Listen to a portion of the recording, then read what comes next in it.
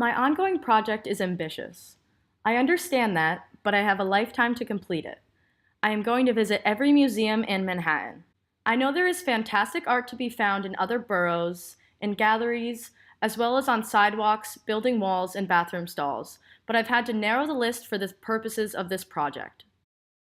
Visiting so many different museums over the last 2 years has fundamentally changed the way I see the world. I've discovered that New York City is essentially a sprawling museum, and that art is everywhere. I'd like to share my experiences with you and encourage other teens to consider giving museums a go. I began this project out of boredom. My friend and I had a long Saturday ahead of us, no plans, and little available cash. We could stay in, watch TV, and eat whatever was in the fridge, or we could find something cheap and fun to do nearby. My New York City neighborhood is home to the Museum Mile, which I had never voluntarily explored.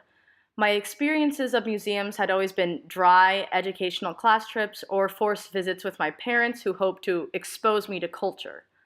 Hardly what two 16-year-olds would choose to do for amusement. But boredom and scant resources can be powerful motivators. Bella and I figured we'd go for some laughs and create our own art by posing looking miserable in front of famous works of art. First stop was MoMA, but soon the Met, the Guggenheim, the Whitney all became our playgrounds. Along the way, I found myself enjoying the museums, not only for their comedic value, but for their actual value. These were not dull buildings full of crumbly relics. They each have their own personalities and hidden gems. Some have become absolute favorites, and I visited again and again. I've discovered that most museums' teen outreach consists of lesson plans, school tours, and craft projects. I feel the museums are missing out on the opportunity to turn teens into art lovers.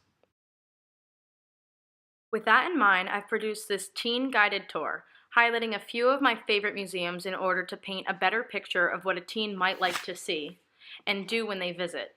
Hopefully, I'll reach my goal of visiting all of Manhattan's many museums, but if I manage to convince even a few teenagers to explore museums, I'll be satisfied. The first museum that I really remember going to was the Whitney. I was maybe 7 at the time, and the prospect of walking around and looking at art did not really appeal to me. Once there, the old Whitney seemed a little dreary and depressing. It had gray stone walls and few windows, making me think of a prison. Or maybe I was just in a bad mood because I was basically dragged there. Then my mom showed me what we were really there to see. My grandfather was an artist in the 60s and he had painted Janis Joplin's psychedelic Porsche. And there it was on display. I couldn't believe that something my grandfather made was in an art exhibit. The new Whitney is located in Chelsea. Chelsea has a long history in the art world, centering more on contemporary art and rebellion. The new Whitney's architecture is modern and sleek with high ceilings, white walls, and floor-to-ceiling windows with great views of the Hudson River in downtown Manhattan. What I love about the museum's permanent art collection is its concentration on American pop culture and social movements. It is amazing to see art, society, and politics in context, such as the Vietnam era and the AIDS epidemic. The Whitney also has interactive exhibits like ones where you take off your shoes and walk through a path of various textures, encouraging people to focus on one sense. There's even a pool table where you can hang out and meet people. The museum has a full restaurant and large balconies on each floor to relax on. The balconies serve as rotating exhibit spaces where they display socially relevant art, such as a sculpture of the Statue of Liberty melting.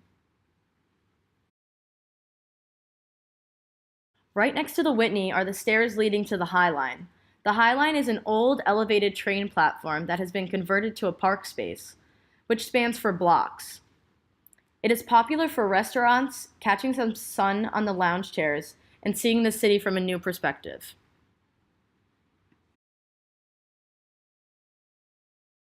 There's a reason people from all over the world come to New York to visit the Met.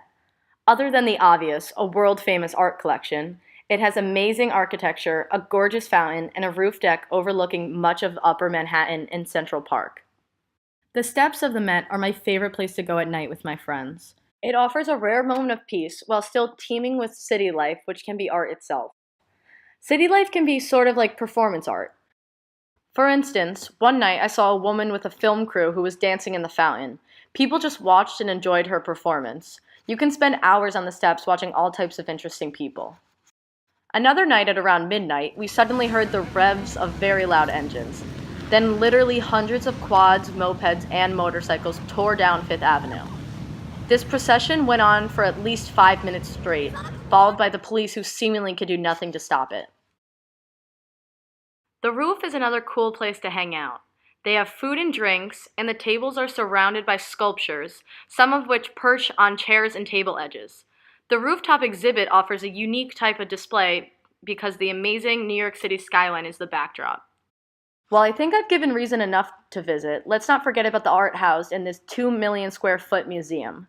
The Met is the largest museum in the Western Hemisphere, and its world-renowned collection is expansive. The Met definitely breaks the mold of a typically stuffy museum with a bunch of paintings on the walls.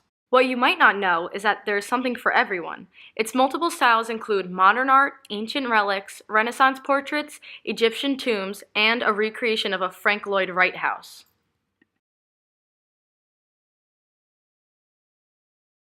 This small museum, located on Fifth Avenue and 89th Street, is an old brownstone. It is unique and not very well known. My friend and I happened upon it by accident. We had just left the Guggenheim and we were walking down the street and we noticed an open door. When you walk through its large double doors, you enter a beautifully maintained and ornate brownstone. The first thing you see is a large, dramatic, half black and half white sculpture of a tree right there in the center of the entry foyer, with a stone spiral staircase behind it. Upon closer inspection, you notice the tree branches are arms with hands reaching up towards the light shining brightly from above. As you walk up the marble staircase with an intricate black wrought iron railing, you hear strange sounds echoing from above. When you reach the second floor landing, you notice a projector flashing images on the wall and music coming from another room. The images are statements about the state of our current society. This looked really cool in juxtaposition to the opulent old architecture and decor of the building. It seemed to be a metaphor describing the contrast between teen rebellion and adult poise. As a teenager, I felt a sense of belonging and connection, like I was blasting music in my parents' house. One of my very favorite installations was a yellow neon outline of the United States with giant red neon letters reading "Closed for renovation," surrounded by exit signs. Clearly a statement about our country under the current administration. I love this museum because it is so offbeat and one of a kind. It's clearly aimed at teens and younger generations' way of thinking.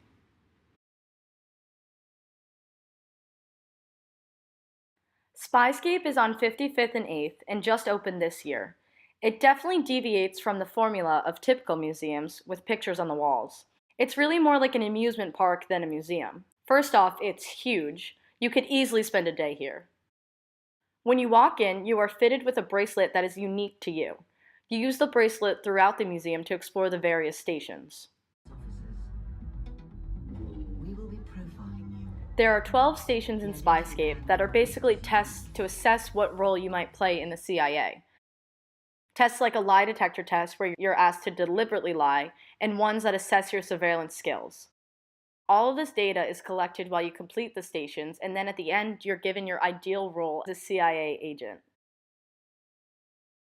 In between the stations are exhibits with real spy equipment from the past. What I found most interesting was a pen that was actually a gun, a watch equipped with a listening device, and a pack of cigarettes with poison in them, originally devised as a plot to kill a foreign leader. The exhibits show the evolution of spycraft through the years and how dramatically it has changed.